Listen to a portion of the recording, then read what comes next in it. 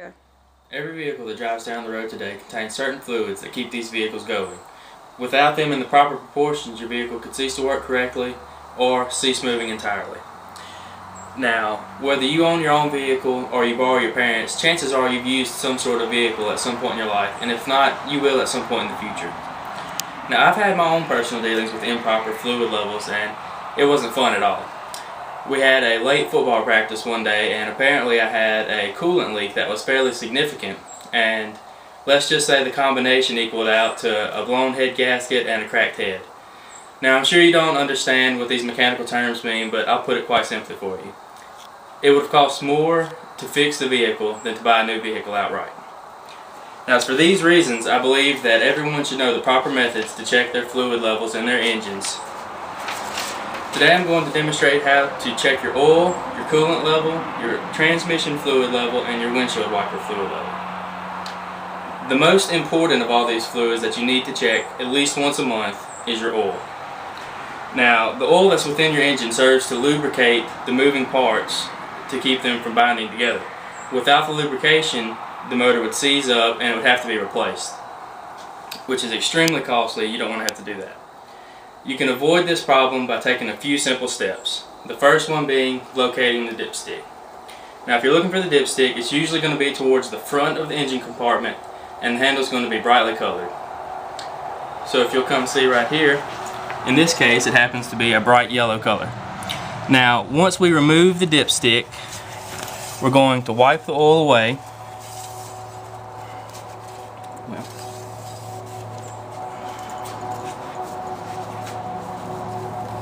And replace it.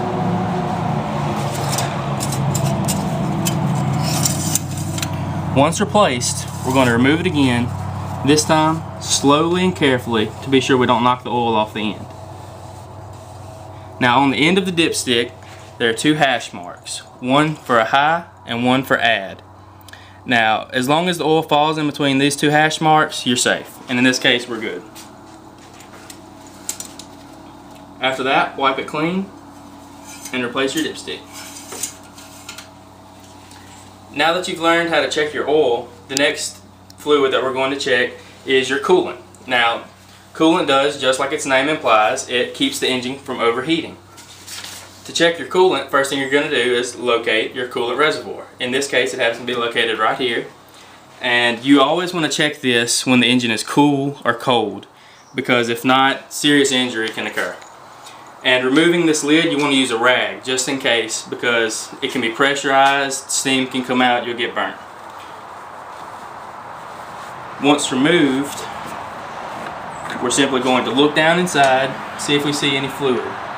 And as long as it's towards the top, we're doing good. Replace the lid, you're good to go. Now, the next thing that we're going to check is your transmission fluid. This is going to be located near the rear of the engine compartment, just behind the oil, and it's also going to be brightly colored. Now, to check this, the first thing we have to do is start the vehicle. Let me remove these things from here.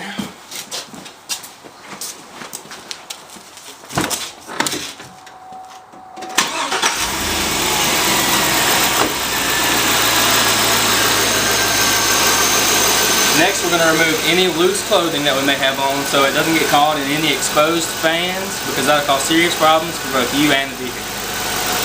Now, to check this transmission fluid, first thing we're going to do is find the dipstick. It's right here, right behind the oil dipstick. It's bright orange in color and it has a little flap that locks it closed. Now we're going to do the same methods for checking the oil. We're going to remove the dipstick, wipe it clean, and replace it.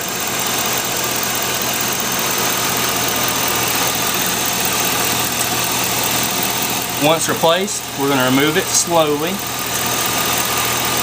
being careful not to knock the oil off the end. And this also has the same two hash marks, one for full, one for add. As long as it falls in between the two hash marks, we're safe, so we're good to go.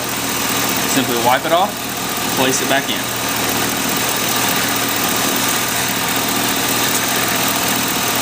Once you're through checking your transmission fluid, the next thing that we're going to move on to is your windshield wiper fluid. Let me turn off the engine really quick.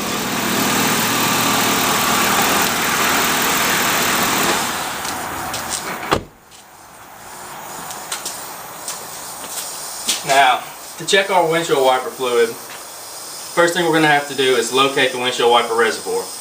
Usually the windshield wiper reservoir is located near the back of the engine compartment underneath the windshield.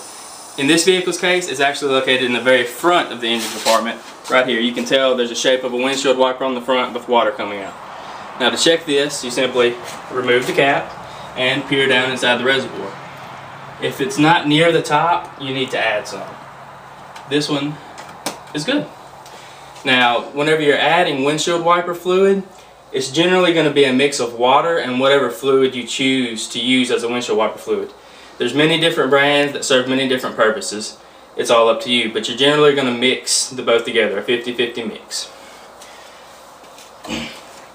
Now that you've learned how to check all these fluids for your engine and your vehicle, I hope that you will take the time out of your day at least once a month, check all these fluids. It can save you many hours in repair and thousands of dollars.